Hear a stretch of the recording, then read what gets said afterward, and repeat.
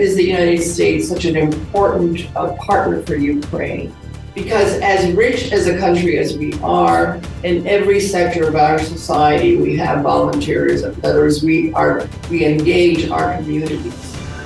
And that is very strong and growing Ukraine. And we need to do as much as we can to nurture it and give it more support as it's doing this. And so we have with us today, I think, a primary example of this kind of activity that you're going to find throughout Ukraine.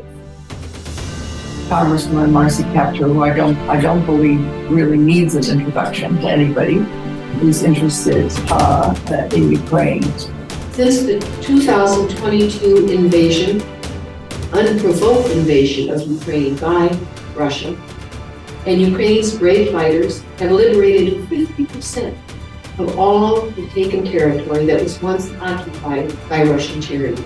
In just 20 months, Ukraine's fighters, armed with American and European weapons, have decimated Russia's military capacity and destroyed as much as 40% of its fighting force. Ukraine achieved this miraculous defense through the unrivaled bravery of its people and with the technologies and material support of the West and a united NATO and a united Europe. I'm Congresswoman Terry Sewell. I have the great honor to every day support the efforts of the Ukrainian people and, of course, your government in fighting Russian aggression. Democracy is sacred, and the war in Ukraine is about preserving democracies across the globe. We must continue as Americans to support Ukraine as it fights off Russian aggression. Before us are two really brave Americans, and I'm proud to say brave Alabamians. I am so honored to be with you all today and to be standing next to Andy and my constituent Alex as they accept this award. One of the representatives from Alabama, Terry Sewell, I think technically represents you, and then I represent Andy. So that was really a team effort when we came together. So these two gentlemen here are patriots. Someone that they're two individuals that, of course, I did not know them before their capture. We had an opportunity to work together. Now, it's not an opportunity that I would want to stay in, but at the same time, like I said, bringing a Democrat and Republican together to work on an issue where we seamlessly work together was really great. But so I'm thankful that I had the opportunity to. Well, thank you all both. Thank you so much. Thank you, and very good to see you. Tell your family hello and yours as well. Next, we will share with you a documentary that has just come out in the last few days from the Ukrainian news agency. And then after you see the documentary, we will be joined by Oleg Ineka, who will talk about it and also be available to answer. Oleg, please introduce yourself. Oleg. I'm honored to present our media analytical work on the current genocide being perpetrated against the Ukrainian people by the Moscow Empire. We have collected autobiographical testimonies of the world-famous writers about the Nazi and Soviet genocide in the Gulag, Auschwitz and Dachau, analysis by fascism scholars and historians of colonialism, opinions of world memory and human rights researchers, evidence from lawyers in the first legal case against the Wagner Group, and investigations by Ukrainian journalistic teams and civil society organizations. How the Russian occupiers beat an unborn baby to death with metal rods in the womb of a still living Ukrainian woman, and what is genocide. Ти укропка, і твоя дитина не має права бути народжена. Why Russia murdered more than 500 Ukrainian children, most of them at close range with small arms. The civilian car was shot at close range. What's happening in the children's concentration camps, and how the hundreds of thousands Ukrainians can be freed from them. Мы следующих детишек будем обучать. Как бы им половчее сдохнуть. When Russia took 110,000 Ukrainian archaeological finds, and what stolen artifacts were recovered by the US and returned to Ukraine. We are so lucky to be able to return these items to their rightful owner, to the people of the Ukraine. Жулік. This is dog who lived under Russian occupation in Kherson. And you clearly see that one Russian soldier with a knife cut the letter Z on the Julius knows, that is a letter which marks the so-called special military operation. 3 days before the hearing in the case of the Russian-orchestrated genocide in Ukraine at the United Nations International Court of Justice, in which an unprecedented 32 countries are participating, Ukraine published a special thematic investigation. About the gaping holes left in the lives of Ukrainian families by Russian bullets. Bullets fired at their children have left similar, terrible holes. The documentary Bullet Holes tells about the Russian murders of innocent Ukrainian children, some of them not even born but killed in the wombs of their living mothers. Я опитувала жінку, яка потрапила в полон вагітною. Її били металевими палицями. Їй сказали: "Ти укропка, і твоя дитина не має права бути народжена." Ukrainian English-language media outlet Kyiv Independent investigated the most horrific murders of Ukrainian children by the Russian military in each of 3 directions of its full-scale offensive against Ukraine. Russian troops invaded Ukraine from the north, east, and south. Also, our colleagues have identified specific war criminals responsible for the mass killings of Ukrainian children. Suren Makurtachyan is therefore among those responsible for the murders of hundreds of children in Ukraine. Murders that are still happening. Ці злочини вчиняються в усіх регіонах. Ці злочини вчиняються усіма військовими. І ці злочини тривають. Ми готові це довести, і ми це зробимо в міжнародних судах. Ми це зробимо в національних судах. British lawyers say Russia can be punished in Ukrainian and international courts. We did an assessment on 50,000 victims. We've got a case ready to go in France, Canada, Holland, all for Ukrainian victims. All of them, all the cases, that's it, and it's going to be free to them. At the Kyiv School of Economics, a team of lawyers led by Charles Katubi, professor of law at the University of Pittsburgh, presented its successfully investigated case on the Wagner Group war crimes. We've started one in England against Wagner Group and its funders. This is essential not only for the sake of justice, but also for the restoration of all the Ukrainian territory destroyed by the Russian occupiers. The value of those cases is $200 billion US. It's huge. Genocide case brought by Ukraine. 2 days after the release of the investigation into the killings of Ukrainian children by Kremlin mercenaries, Russia convenes an urgent session of the UN International Court of Justice. Kyiv launched the action, saying Moscow's invasion was based on false allegations of genocide by Ukraine in eastern regions. A day before the hearing of Ukraine's genocide claim, Putin's clique demands that The Hague reject it for lack of legal basis. Ukraine says it's Russia that's guilty of genocide and that its attempt to justify the invasion turns the UN's Genocide Convention on its head. To exert political pressure on the UN court, imitating the world's support, Russia authorizes Chinese speakers for anti-Ukrainian reports. Its submission concedes that there may have been such act, but adds a nuance that Ukraine, as a sovereign state, is not responsible for them. And also engages a traitor to the Ukrainian people and his ancestors with an originally Ukrainian surname Udovichenko. Mr. Kirill Udovichenko to take the floor. You have the floor, sir.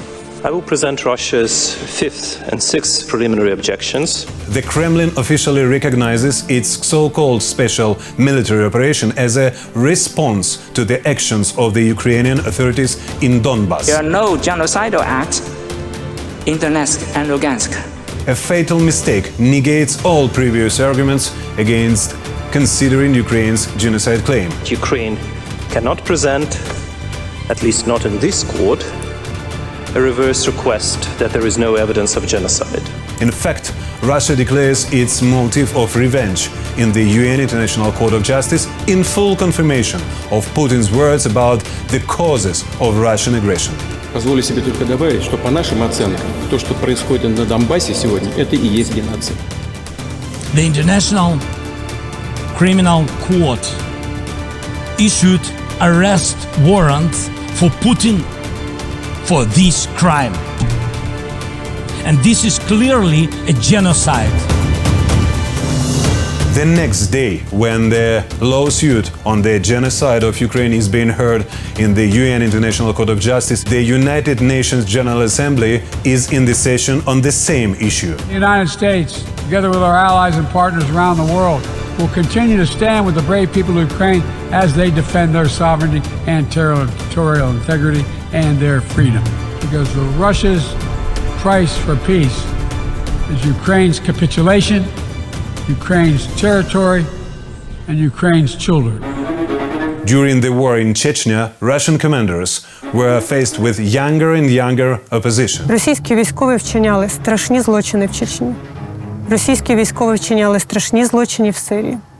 Російські військові вчиняли страшні злочини в Грузії, в Молдові, в Малі, в Лібії, в інших країнах світу. Вони ніколи не були покарані. And at the beginning of the full-scale invasion in Ukraine, they began kidnapping and brainwashing Ukrainian children to train them to be future anti-Ukrainian fighters.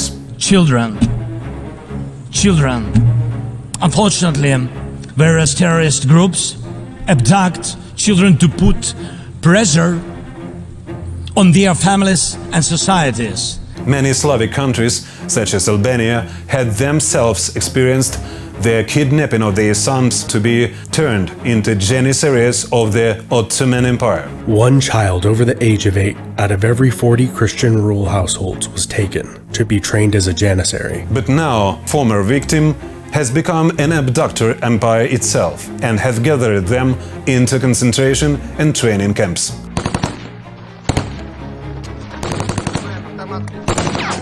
In preliminary data, Russia has taken almost 250,000 children from Ukraine. With its children concentration camps, it becomes the biggest country with child soldiers in the world. We know the names of tens of thousands of children and have evidence on hundreds of thousands of others kidnapped by Russia in the occupied territories of Ukraine and later deported. 17 years ago, the Putin regime published the movie Bastards about the life of street children in Russian military concentration camps. Иди-ка, Валюшечка, сюда. Сейчас. Бей! Сиди, сучара паршивая! Сволочи! Ашканка, мля!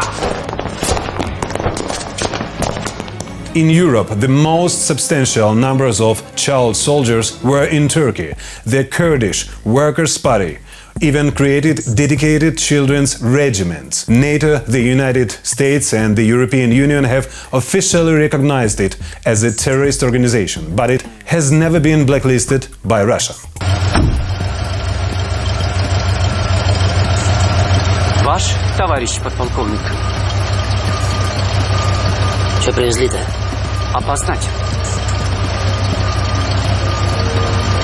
Познали.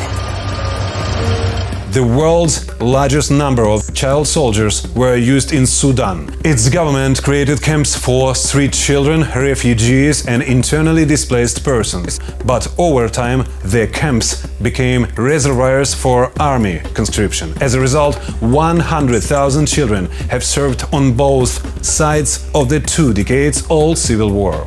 Мы следующих детишек будем обучать. Как бы им половчее сдохнуть. Myanmar has more than 75,000 child soldiers, also one of the highest numbers in the world. When we killed an American engineer named Claude, the Tutsis became very angry. They broke into people's houses and then spread gasoline all over them. They burned the people inside and all of their things. They burned the whole village. That village was where I was born.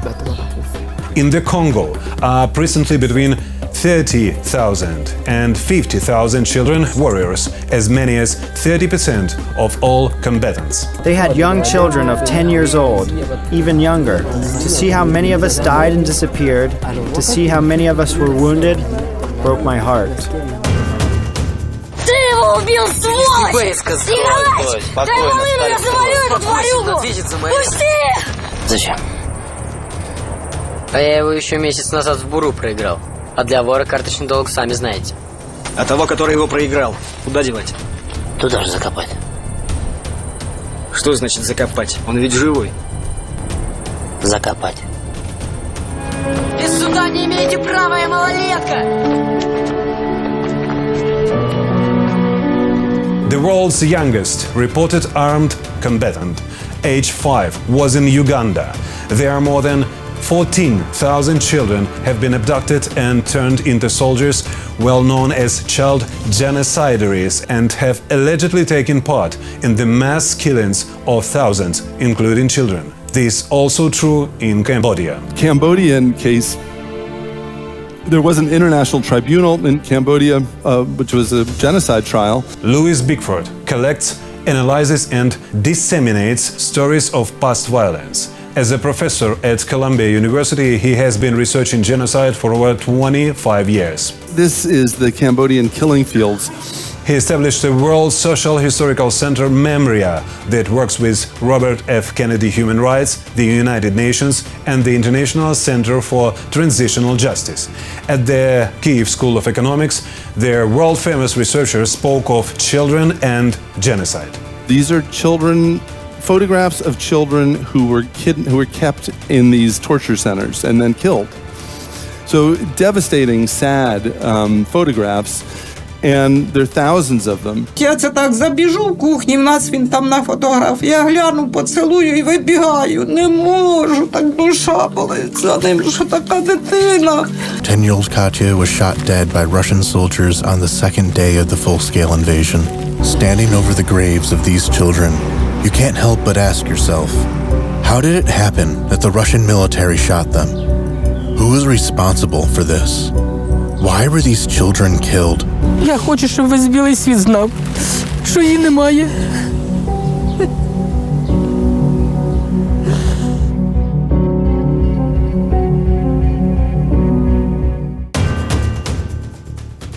Welcome, Mr. Brzezinski. Hello, Oleg. Yeah, thank you for inviting me on the show. In answer to your question, clearly, yes, it is genocide. As a consultant on Eastern European issue for the U.S. Agency for International Development, the U.S. Department of Defense, the International Republican Institute and BBC Television in London, Janusz Bugajski researched the centuries-long struggle of the Ukrainian people for independence from the Russian Empire. The regime in Moscow is following in the footsteps of previous regimes, whether communist or tsarist, basically to eliminate Ukraine as a nation, as an identity, as a state, as well as Ukrainian history, its heritage, and so forth. We've seen this for many, many generations. Just a month before the full-scale invasion of Ukraine, Janusz Bugajski published a book, The Failed State, about Russia's centuries-long genocide against Ukraine. What do you think about the reasons of this genocide? The reasons, and I outline this in my book, is the fact that Russia itself has a very brittle and uncertain identity. They've stolen so much from Ukraine, as you know, over the centuries: the religion, the alphabet, the identity, the statehood. 110,000 Ukrainian artifacts taken by the Russians were found last week by Ukrainian journalists. The Texti team discovered all of these stolen Ukrainian archaeological finds in the online collections of the State Historical Museum of Russia and the Hermitage Museum. Some of the other Ukrainian relics stolen by Russians were intercepted at the American border. Last week, the United States delivered them to the President of Ukraine. They are priceless because they belong to the Ukraine government. They are a part of the history and the legacy of what makes the Ukrainian government so good and so proud. And so today, we are so lucky to be able to return these items to their rightful owner, to the people of the Ukraine. After the full-scale invasion, Timothy Snyder's lectures about Ukraine were eye-opening for many people all over the world. Last month, the professor of the London School of Economics and Yale University was honored with the annual Friend of Ukraine Award, presented by the media outlet Ukrainska Pravda. The principle of the war is, Українців немає, України немає, української культури немає. This is the principle, right? That there's not really Ukraine. There's only Russia, great Russian history, great Russian culture. His colleague at Yale University, Professor Jason Stanley, has long collaborated with him on joint research into Nazi and Soviet concentration camps as instruments of genocide, the Holodomor, and the Holocaust. I know a bit too much about the Gulag because Tim Snyder and I teach a course. At the Kyiv School of Economics, the Yale University professor urged Ukrainians to fix in global memory the war crimes of Putin's regime in Ukraine. History is written by the victors. And so you have to win this war. Already many of you here are doing the work of memory. The doctors, the police, the military, they're just civilians. Everyone kept telling us, show the world what is happening to our city. Please show the world. Hundreds, thousands every day come in buses and sort of walk through quickly and things. The audience is the international community here, right? Is to encourage an intervention around a future genocide. World-famous researchers of colonialism, fascism, and public memory noted the current unprecedented openness of global media space and called to feed it as much as possible with evidence of today's genocide against Ukrainian people. If you listen to Russian propaganda, you will realize that you cannot leave any part of Ukraine in Russian hands unless they change their attitude. Right now, their attitude is genocidal. When I look at Russian propaganda about Ukraine, it looks a lot like Nazi propaganda about Jews. This autumn, Kremlin television launched an overt genocidal media campaign to recruit Russians for a contract in the occupation army. Война закончится, Киев вернем, семью туда перевезу. And then relocate them with their families to Ukrainian cities, of which the names are placed under the slogan, "Choose the city of your dreams." Russian state television is an actor of the Russian state, and almost every day they say something genocidal. But we don't have to content ourselves with that. Dmitry Medvedev is constantly saying genocidal things, and even the president of the Russian Federation, Vladimir Putin, fairly regularly says genocidal things. Fascist Russian Empire and Vladimir Putin, the most clearly fascist leader since the Second World War, Russian fascism treats Ukrainians like Nazis treated Jews. It says they're an existential threat to Russia. Putin's regime is simply the latest manifestation of eliminating the Ukrainian ethnicity, the Ukrainian nation. 70 years ago, exactly the same media campaign was visually realized by Soviet artists, in particular by Alexander Laktionov. His reference work of post-socialist realism still encourages USSR citizens to move their families into the housing of Ukrainians shot by the Soviet authorities or repressed in concentration camps. It's exactly what the Russians are doing with, except we call it filtration, right?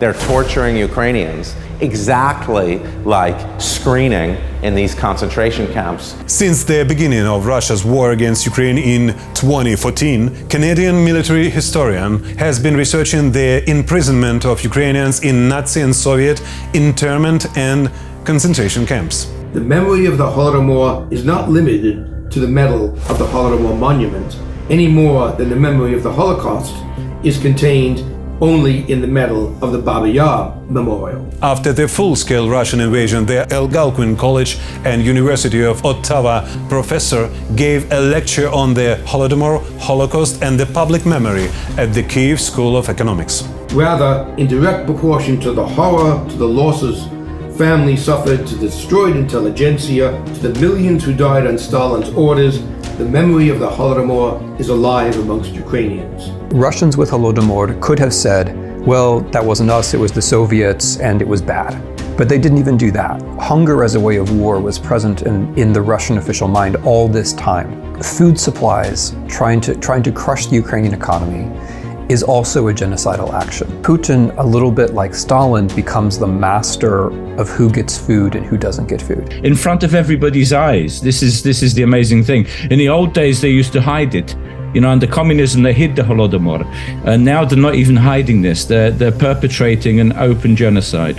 I think we just had this collective amnesia. Janusz Bugajski's colleague, Another worldwide famous author, Catherine Belton, wrote about Putin's mentions of a specially orchestrated hunger in his hometown of St. Petersburg. Putin and his KGB allies from St. Petersburg now run Russia.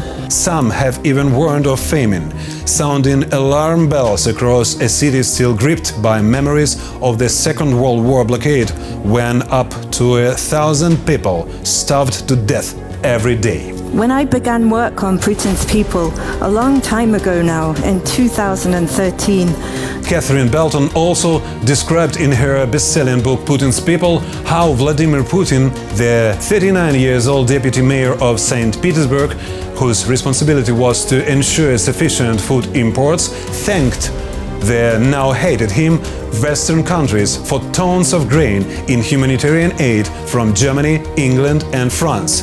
you could see signs of this in Putin's activities in St. Petersburg.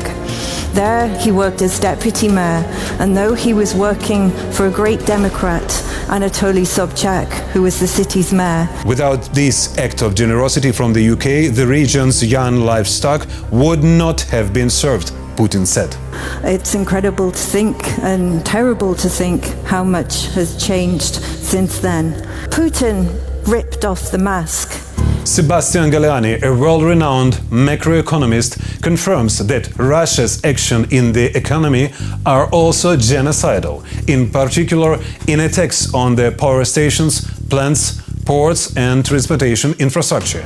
The University of Maryland professor said this at the Kyiv School of Economics after a lecture analyzing the global challenges in connection with the war in Ukraine. Ukraine already been very successful to integrate it with Europe. How exactly the borders get drawn at the end, it's okay, there's going to be a European Ukraine, and that European Ukraine is going to the European Union. To prevent the global challenges posed by the war in Ukraine and to support Ukraine's defense against Russian aggression, at the first time in the history of the European Union, all 27 EU member states met outside the EU in Ukraine. In Sweden, we are extremely committed to what you are doing in Ukraine right now.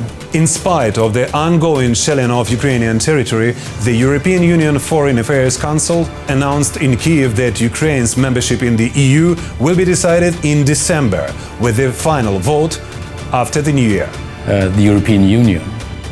Right now, Sweden is the presidency. You know, we have 6 months. The Prime Minister of the country currently holding the EU presidency is also confident that Russia will be punished by the entire civilized world. Ukraine needs to win this war.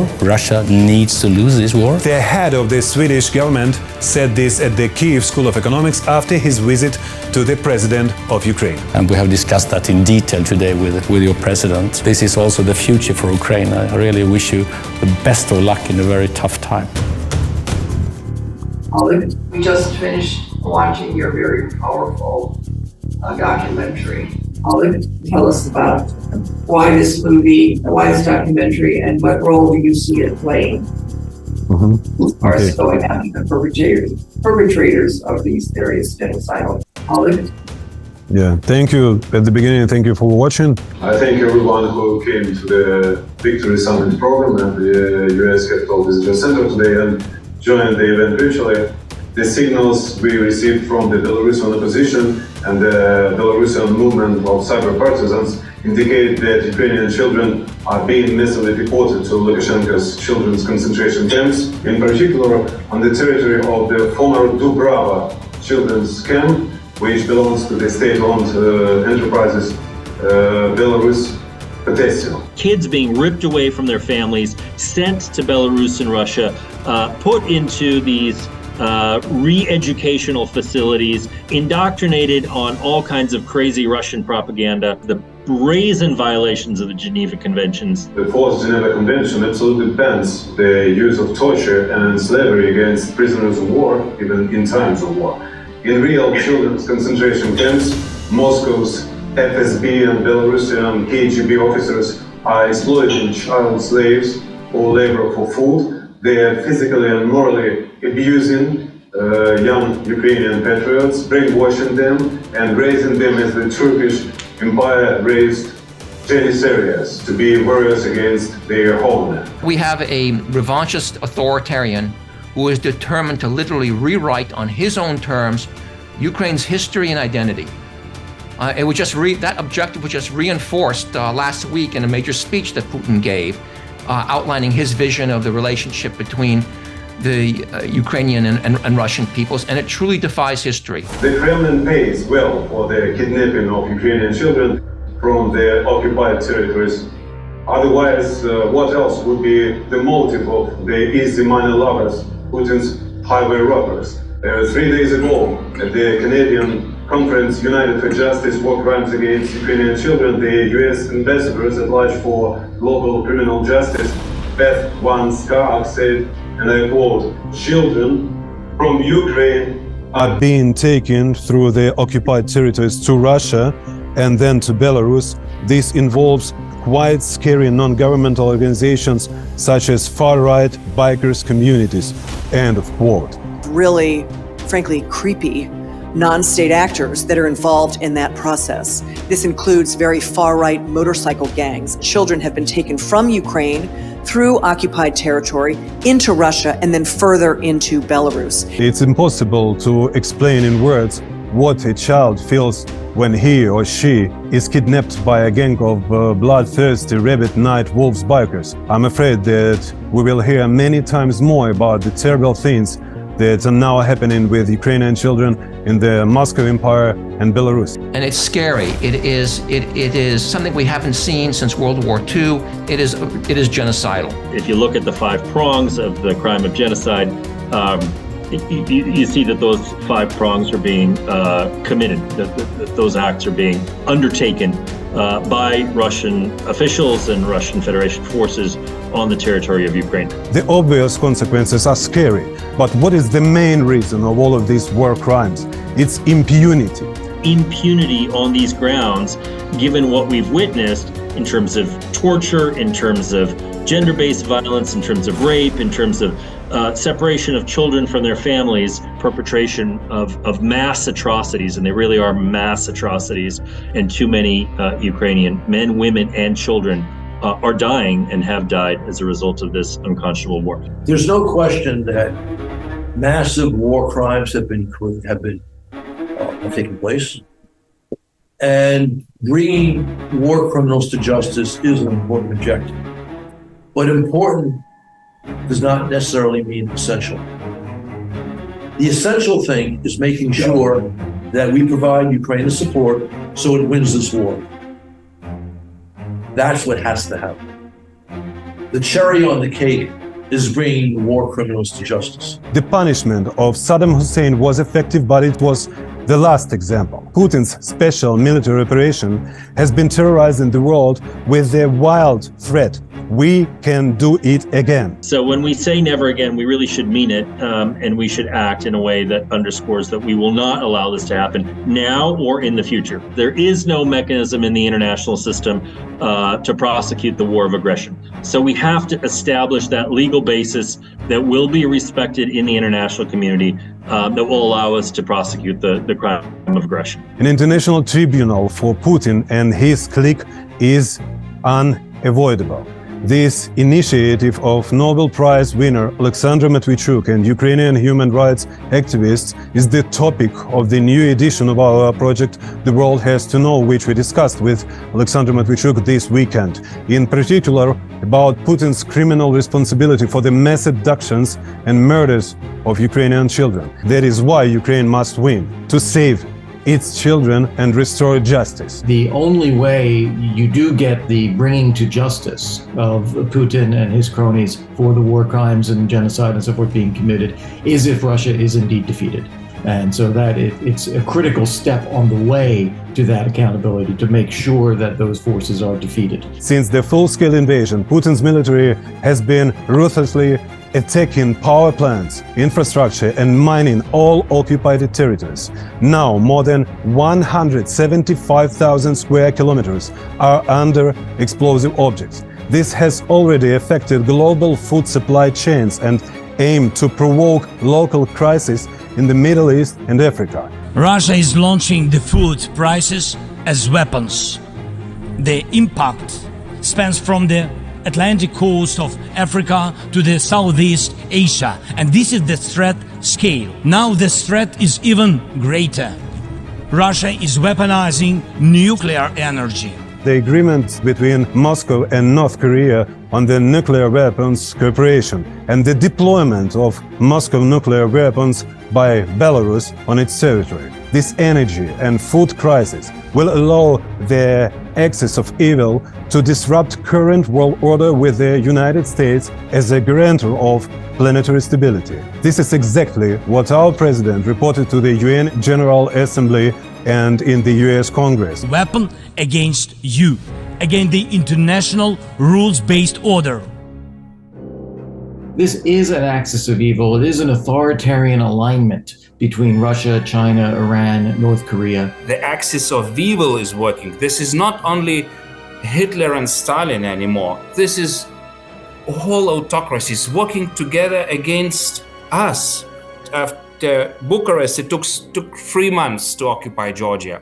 I thought it is us. I saw Wagner moving even to Belarus. We were afraid that it is us. It's Suwalki.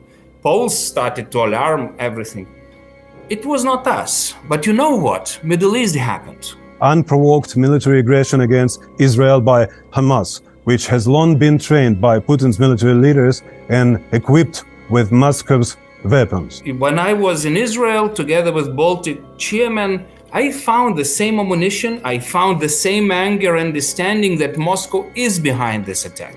It would not happen without this attack. The Iranian official leadership has repeatedly demonstrated publicly their huge underground storage facilities with thousands of new types and modifications of killer drones that attack Ukraine on a daily basis. Drones that Hamas used are the same drones, Iranian-made drones, that Russia's using against Ukraine. Iran is very much at the center of this, and people are justifiably outraged over the Hamas attacks on Israel and the barbarity of that.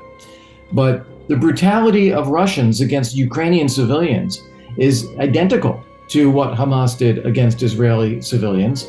The only difference is scale, where Russia is far bigger and is doing more. After nearly 2 years of horrific war crimes, it's time for international community, especially for Western allies, to respond to Moscow with a repeat of the special operation Desert Storm and to stop Putin's evil Axis military plans by an operation Snowstorm in the wilderness. We have an explosion of violence in the Middle East between Hamas, triggered by Hamas against Israel, but a risk of spreading into Lebanon, and there's flare-ups of attacks against U.S. forces in Syria and in Iraq. And you have increased tensions in the Indo-Pacific. I mean, the Chinese are running over Filipino ships just in these last weeks. This is a perception that I think is unleashing some of the authoritarians and revanchists around the world in a dangerous way. It's unlikely that the dictators of authoritarian or totalitarian states would behave so brazenly if they saw how the international community punished Putin, whether after his occupation of Chechnya, or Moldovan territory in Transnistria, or Georgian territory in Abkhazia and South Ossetia, or in Ukrainian Crimea, or in Ukrainian Donbass. Ukrainians really are going to fight to the death here because they don't want another situation like 2014, where there are discussions and nothing changes, and then there's another aggression. This time it's looked at least by every Ukrainian I speak to, we want to do this so that it is not and will not happen again to us. We want to make sure that it's ended. And I'm sincerely grateful to the summit organizer for the opportunity to speak here, where our president 3 months ago has asked unprecedented financial assistance in support of Ukraine. Each war now can become final, but it takes our unity to make sure that aggression will not break in again. We must act united to defeat the aggressor and focus all our capabilities and energy on addressing these challenges. We have to stop it. Sometimes we self-limit what we are willing to do to help Ukraine, and we shouldn't do that. It's on the Hill right now. People are having to vote or figure out what the vote would be to provide additional support to Ukraine for the military effort. And I wonder if Mark, you could walk us through how you see the politics of this. If you look at the counteroffensive and the difficulty that the Ukrainians have had over the last year, we just gave them, they've been begging for ATACMS for a year and a half. We just gave them about 16 ATACMS and only medium range.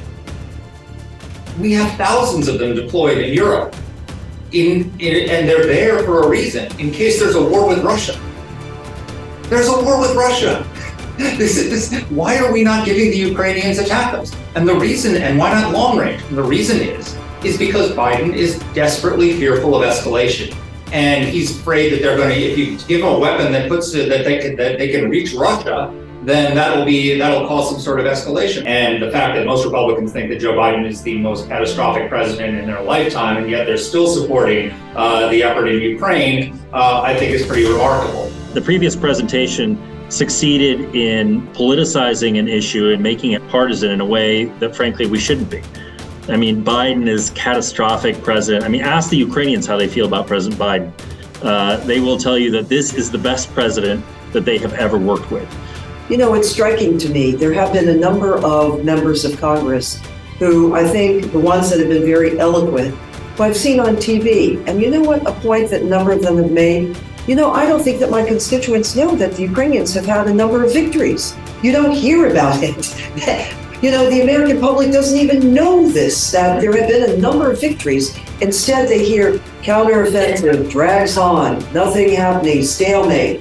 So, quite frankly, it's vital, it's crucial, it's essential that this be corrected. As Steve Hadley pointed out this weekend at the Reagan Defense Forum, if Russia is attacking Ukraine from Russian territory, why shouldn't the Ukrainians fire at those facilities in Russian territory to take them out with U.S. weapons?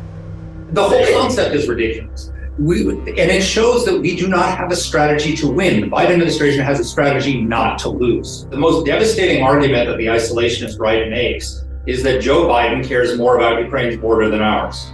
And the reason it's devastating is because it's true. I think it's important for the president to be articulating what the situation is. I think members of Congress, again, thinking about where we're seated right here for this forum today, right in Congress. I want to come back to a question about the U.S. domestic politics in this, if I can bear with, you can bear with us, Mike. In my view, a media narrative, which is very simplistic, that says, oh, Republicans are opposed to this, or the Republicans don't want to vote for aid for Ukraine. That's not my reading of what I see happening on Capitol Hill.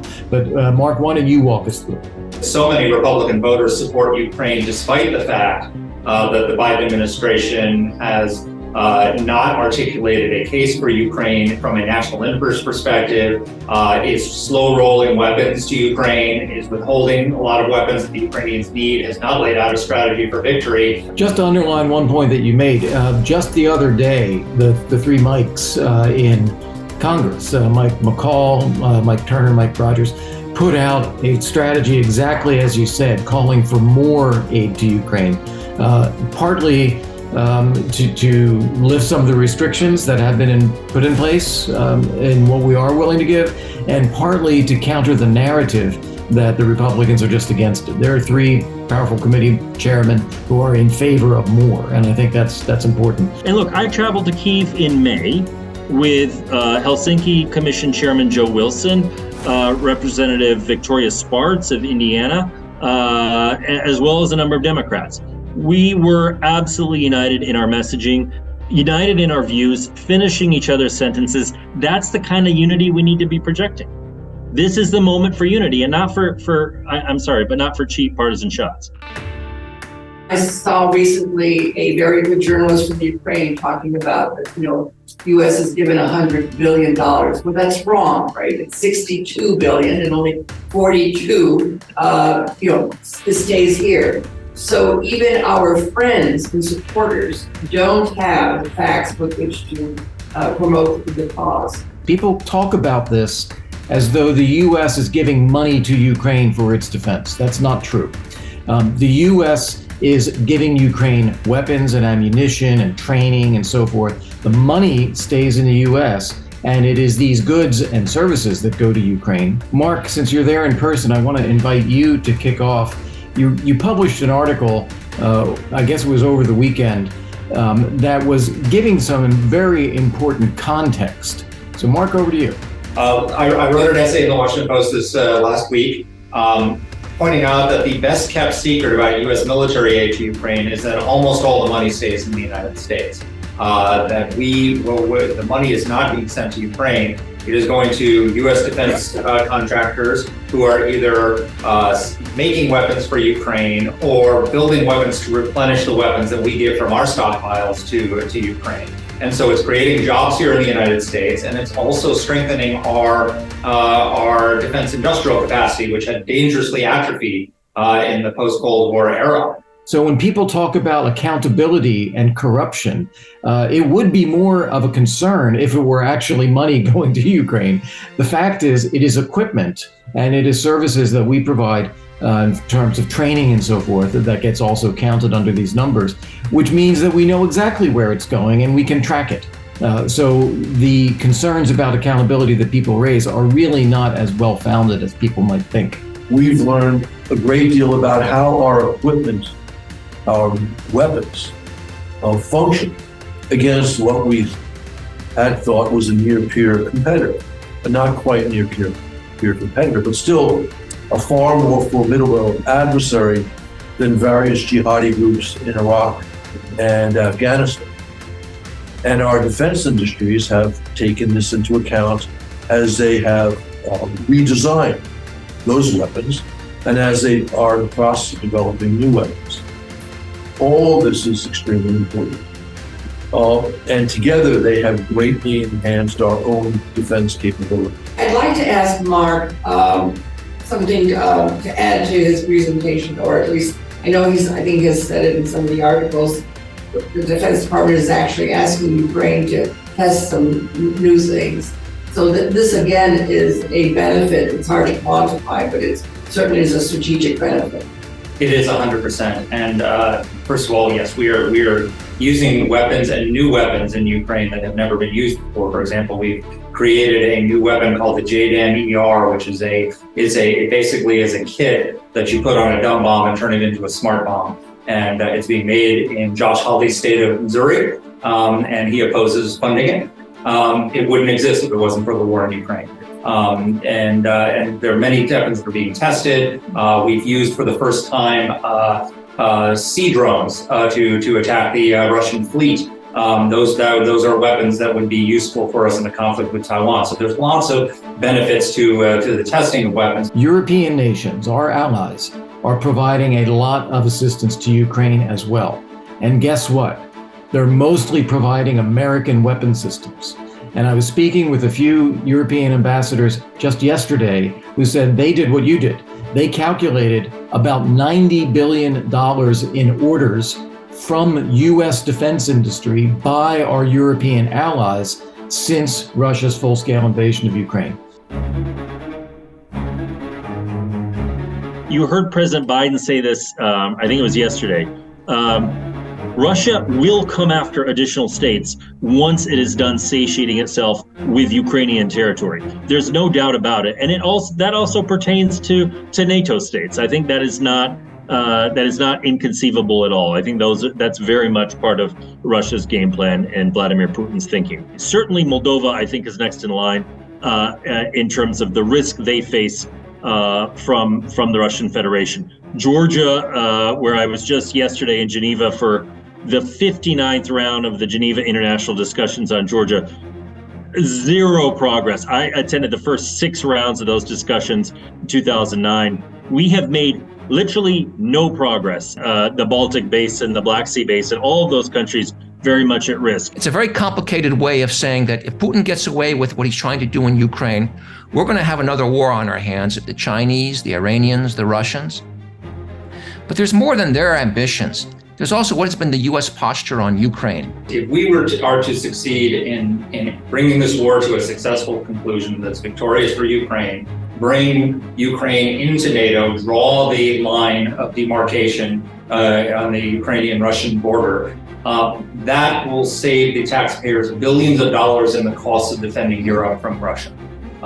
Because if we do not, on the other hand, do that, the amount of money that we are going to have to spend to deploy troops to defend Lithuania, to defend Estonia, to defend the Baltic states, to defend Romania, to defend Poland, the permanent deployments, the costs of that are going to be astronomical.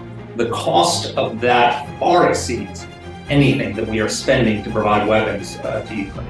I think there's a growing perception in the world that the United States, the transatlantic community, has lost its will to fight. He will cross the line and he will hit a NATO state and we will be at war.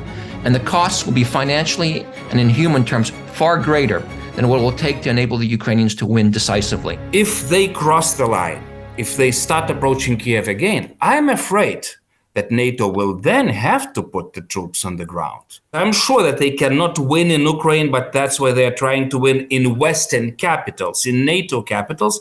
If they see that they can win in Berlin or in Washington because you are divided because of elections, they will continue the war. Zygis had an all-out effort going into the NATO summit in Vilnius last year to do as much for getting Ukraine into the alliance as possible. We more or less got it in Vilnius NATO summit. We were so close to open a little light at the end of the tunnel for Ukrainians to start talks at administrative level on NATO membership. And as we understood, this is my understanding, two capitals, Berlin and Washington, was not ready. And now I see Washington going to 24. I see Washington divided, completely divided and partisan. So guys, if I would advise you to look Lithuanian and Ukrainian eyes, first of all, please stop that fighting. Next year, we have a short window in which to prosecute and hold accountable the perpetrators of these war crimes. And so this is just another sense of urgency that I think we need to be conscious of. 2024, the United States will be hosting the NATO summit. And by the way, towards that end, there are those of us, in fact, who signed a letter indicating that that process should be 100% underway for Ukraine's accession into NATO. The fact is, if Ukraine is a member of NATO, that is the strongest deterrent and security guarantee for Ukraine going forward. If the West wants to have a successful NATO summit in July of next year, we need to ensure that Ukraine wins on its own terms, which means total territorial reconstitution, and does so quickly. How do you consider NATO a success when its members have a cumulative GDP of around $42 trillion, and they're unable to push Russia, a weakened power, with less than $1.2 trillion out of Ukraine? This $1 trillion gas station, that's Russia, to use a phrase that John McCain used, to defy community of democracies with 40 times the GDP that Russia has. After studying Putin for 20 years, the only thing he understands and respects is Article 5. That to him is the standard by which he measures whether or not the West is willing to leave Ukraine on the table of the gray zone, or has taken it off and has fully embraced it and given it the same protections and the same integration as we've done with the Baltics, Poland, and Romania. That's the only thing he understands. Zygis, you've been very patient there, and I want to turn it back to you, and I think that's about as much time as we're going to have after your remarks. Ourselves, like example of your wonderful strategic policy, including you, Kurt, personally, Bush, President, Prague NATO Summit 2002, NATO EU enlargement created a miracle. We are rich, happy, we shine, we harbor freedom of Belarusians, Ukrainians, but that period ended. Now, if we do the right strategic moves and we deter the attack, we might still save the planet. Very well said, Zygis. Thank you very much. I would argue the best thing that we could do to reestablish security and to reestablish deterrence in Europe is to bring Ukraine into NATO as soon as possible. Article 5 of the NATO treaty simply says that there will be a collective response to aggression against a member. We should be sitting down and talking with Ukraine today in the NATO-Ukraine Council about what that response would be. It should be more than we are doing. We should lift all limits on types of weapon systems, for example. We should be helping open up the port of Odessa and assure freedom of navigation in the Black Sea. We could help Ukraine a lot more with air defense than we are currently doing, create safe skies over Western Ukraine. We could be doing a lot more than we are doing without having to send American or Western ground troops to the front lines to battle against Russians. 20 or 30,000 American troops in Ukraine on the line of occupied Ukraine facing Russian forces. Without that, there will be no true security in Europe. I'm sorry to say that there is, at this point, zero interest in the administration in Ukraine's eventual entry into NATO, not even its immediate entry into NATO, which I think is probably a bridge too far, but its eventual entry into NATO.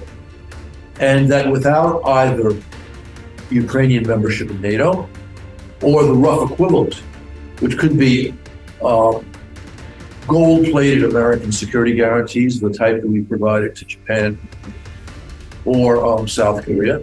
People who don't think clearly enough, including in the administration, to hold NATO membership as a chit to use to get Moscow to make a deal for peace. That's the guarantee of a future war. We should be focused on how can we work together to support Ukraine to achieve victory. If someone has a criticism of the advice that EUCOM is giving to Ukrainians, direct it at EUCOM. Fine, and in conferences like these, it's absolutely the right of every pundit and everybody in civil society to say what they think about this strategy is not working this way. It should be done another way. We should be giving more air power, air defense, this, that, the other thing. Fine. That discussion is important and should be had. I want to thank Mike for taking part and for his presentation. Mark, thank you very much and for making it there in person. And again, I'm sorry that I blew it this morning. And Zigis, great to see you as always. And I will turn it back to the organizers and the U.S.-Ukraine Foundation. Thanks a lot. And let me also thank Nadia and the U.S.-Ukraine Foundation. Thank you very much for your attention and watching of our media report. Thank you all. Thank you all very much. Zigis, thank you for joining us virtually. And Kurt, we hope to see you soon in person as well. Indeed. All right. Thank you.